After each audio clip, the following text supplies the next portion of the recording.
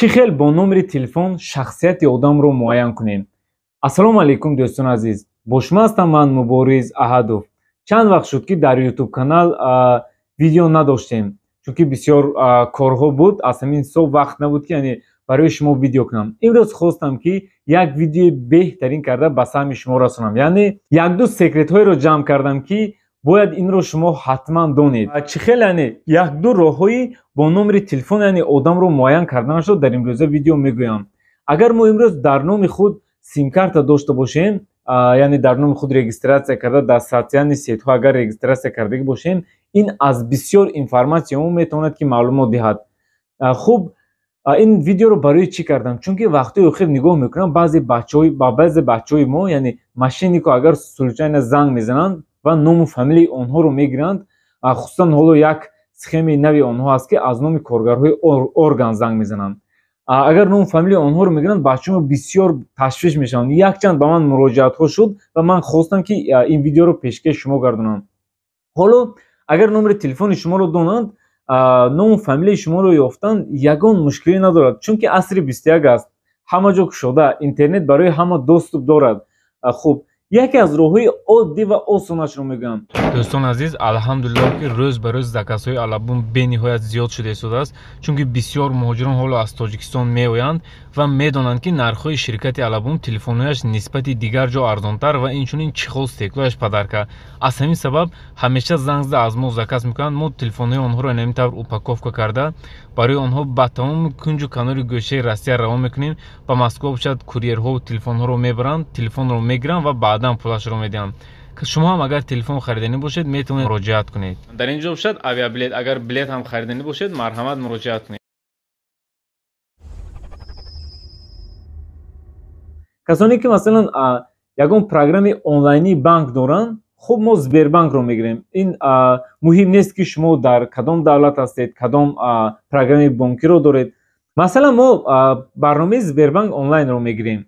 با برنامه سبربانک آنلاین میدارید، یعنی جایی که با نمره کارت یا نمره تلفن پول روان کردنید، در همونجا رقم تلفن رو مینویسید، 1 روبل میکنید و روان کردن میشه. در اونجا نام فامیلیش میبرد. اگر رفت و در اینجا نام فامیلیش نباشد، نام فامیلیش نباشد، سبربانک کارت نداشته باشد، اینجا درگو شلوه که میکنید از پایان و میدارید. در اینجا یعنی سه بانکی میکنید، نگاه میکنید. پشت بانک رو پرورکه میکنید کنید، در پشت بانک دارید تینکوف یا اینکه یگان بانکی دیگر خلاصه 3-4 بانکی وتب اساسیش رو میبینید. اگر در نام فامیلیش یعنی کارت باشد، در اینجا نام فامیلیش میبراید.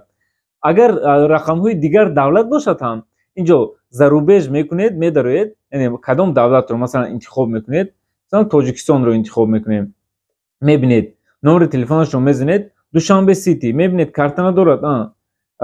بانک اسخاتا میبینید کارت ندارد. سپتامین. خلاصه اگر در همین نمره یگان کارت رجیستراسیون شده باشد، شما از اینجا میتونید که فهمید. باز یک سرویس دیگر هست که یعنی این با همین سایت میدارید، چقدر در روی اکران میبینید. در اینجا پویسک نمره تلفن است.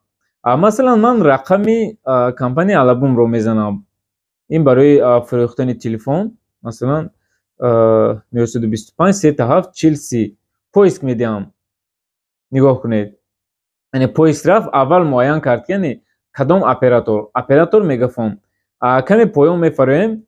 در اینجا میبینیم اینجا هست ما میتونیم کنیم که طریق سوسیال سایت ها یا اینکه در ابیاولینی سایت های ابیاولینی مثلا اویتو یا اینکه یولا یا دیگر سایت ها اگر باشد، در اینجا یک چند واریانت هست. خوب ما میگیریم سوسیال سایت رو میکنیم. پویست دادیم. نگاه کنید همین رقم ما در کدام یک سوسیال سایت اگر نویستگی باشد در اینجا میبرد. نه نگاه کنید مثلا آنلاین مگزین علبون برآمد. در اینجا در اینستاگرام من موندگی هستم که در اینجا برآورد، از فیسبوک نشان داد، از بعضی سایت های دیگر. خلاصه همین رقم در کدام سوسیال سایت هایی که رجیستراسیون شدگی از همون اینجا برآورده نشان میدهد. یعنی شما میتونید که این طوری باز میشود. مثلا طریق واتساپ با واتساپ میدارید va.me این خیلی خط میمونید، رقمش رو میزنید، روان میکنید و بعدا با همین رقم میدارد. اگر واتساپ رجیستراسیون کردگی باشد шумо метавонед ки аз инҷо бинед ки яъне ягон расмаш аст. Агар рафту расмаш бошад, расмашро гирифта шумо метавонед ки дар Яндекс ё Google поиск диҳед ки дар ягон сайтов ВКонтакте ё ки Одноклассники ки дар ягон социални сет регистратсия бошад, вай одам зуд ба шумо мебарорад. Инчунин дар поиски Google ё Яндекс ҳам ёфта мешавад. Дар поиски Google ҳамон рақамро менависед, дар кадом социални сетҳо бошад, дар Google ҳам ё ин ки дар Яндекс ҳам мебарорад.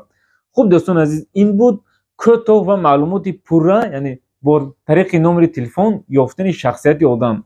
Ман боз як бор дига такрор мекунам ки яъне шумо фаҳмидед ки чӣ хел ному фамилияро ёфтан осон аст. Аз ҳамин ҳисоб вақте ба шумо ягон мошеннико, ягон фиребгарон занг мезананд, ному фамилияи шуморо мегӯянд, шумо ба ташвиш наафтед, чунки шумо аллакай медонед ки яъне ному фамилияи шуморо ёфтан ягон мушкилӣ надорад.